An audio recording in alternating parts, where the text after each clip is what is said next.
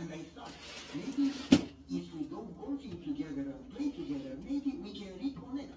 So he said, I took him golfing with me. And he said, Papa, you know what happened? So far the story is real. You know what happened?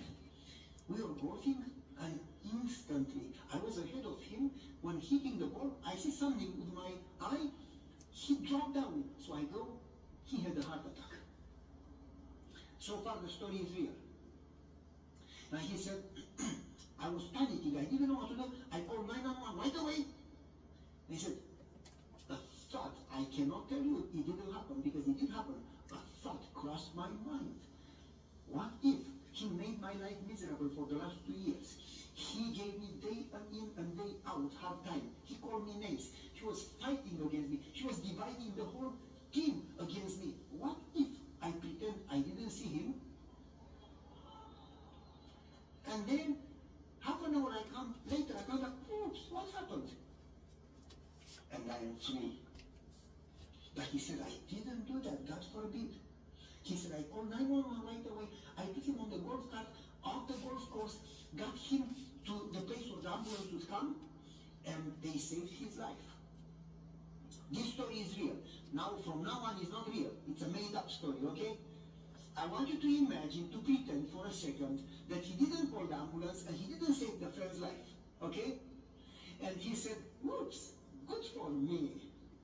That's my opportunity to get rid of this stinker, you know? Good for me. Let's play golf. Let's enjoy life. And then keep looking. He is moving. What if, you know, I put him back or something? What type of Christian would that be? Not even a human being, moreover a Christian. Am I right? Totally heartless, compassionless, no morals, no conscience, no fear of God, no nothing. Am I right? That would be a horrible, terrible person, a criminal. Am I right? Okay.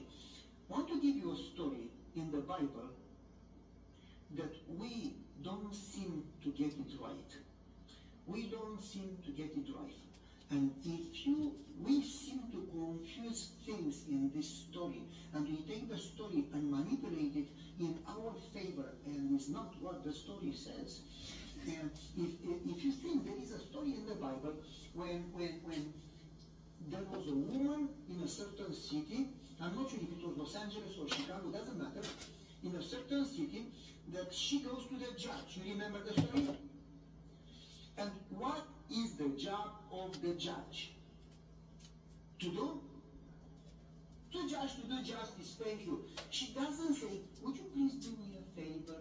She did not ask for any favors. She said in the Bible, in my Bible, it says, do justice. So basically, she is asking him to do his job. She doesn't say, would you twist it in my favor? Would you turn it in my favor? Would you do me a favor? She says, please just do your job that you are paid. Do justice. But my Bible says that this judge had no fear of God and no shame of men. Basically, he was a evil, heartless, compassionless, crooked, evil, bad judge. Like the imaginary part of the story. You follow me? This guy didn't care people, didn't care God, didn't care anybody, didn't care justice, didn't do his job. He was there because somebody put him there, because he was somebody's relative, or because he had a lot of money. He was not the judge that he should have been. Okay. And so the woman goes to him, please do justice. And he says, get out, loser. And the Bible says, and don't come back, in some translations. But in Greek, it's court terms, and it means you have no right to appeal. He took, not only that he didn't do justice to do his job, but he took her right to appeal. About bribes. If you would go to the doctor and they called it gifts and you didn't call them bribes, and you didn't give a gift, you could die. The doctor would not even look at you. Any place you went, You have to give a gift. Otherwise, they will not even talk to you. My cousin had a car accident. His wife took him to the doctor, and the doctor looks to him. He's broken, his leg is facing back, the bone is coming to the muscle, and the doctor says 10,000 is my part. And she said, don't have 10,000. He said, take him home, come on, you have 10,000. Imagine. No fear of God, no shame, no conscience, no ethics, no morals, nothing. Crooked and bad. That's the judge. He says, get out, loser, you have no right to come back. You have no money, you have no gift, you have no connections, you have nobody, you are nobody, out. And the woman said, he's right. I don't have money, I don't have connections, I'm not his relative, but I do have something.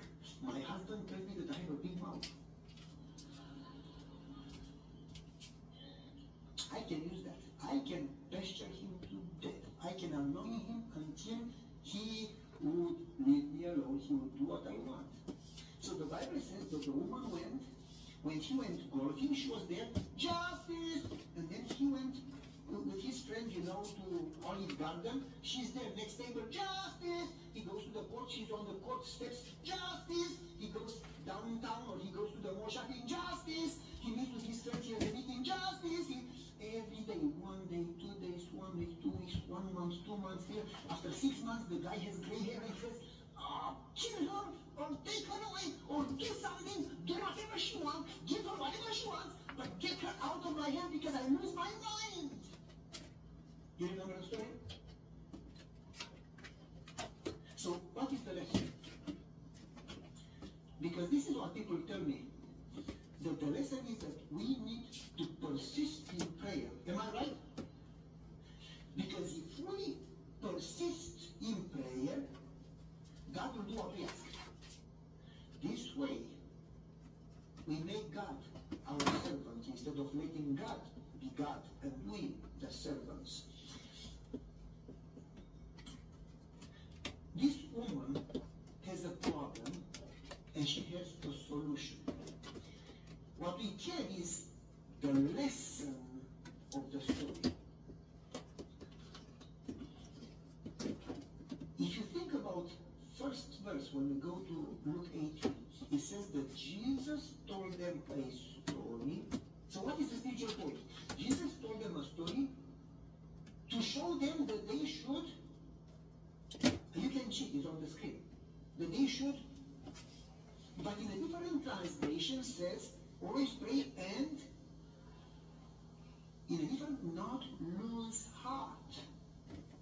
Not give up or not lose heart. We confuse prayer with asking. I prayed for the last 3 months and God didn't answer. You follow me? We confuse prayer with asking. But in translation, there is a word for prayer and there is another word for asking. There are, as far as I discovered, 8 types of prayer. Petition prayer, that means asking. Intercessory prayer, thanksgiving prayer, relationship prayer, and I could go on and on. But one day with you is better than blessings our God and God our servant. And instead of worshiping God, we got to the point that we worship blessings.